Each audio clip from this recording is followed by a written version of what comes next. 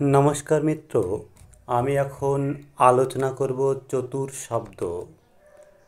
এটি সংখ্যাবাচক নাম শব্দ।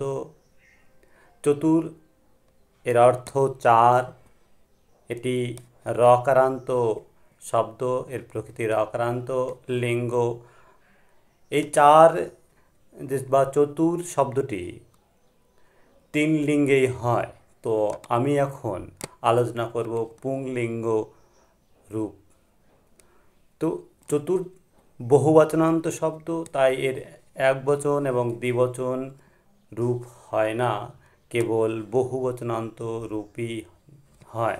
তো প্রথমা বিভক্তিতে চত্বারः, দ্বিতীয়া বিভক্তিতে চতুরাः, তৃতীয়া বিভক্তিতে চতুর্ভিः, চতুর্থী বিভক্তিতে চতুর্ভ্যः, পঞ্চমী বিভক্তিতে চতুর্ভ্যः, ষষ্ঠী বিভক্তিতে চতুর্নাম, সপ্তমী বিভক্তিতে চতুর্ষু, আর সম্বোধনে হে চত্বারः।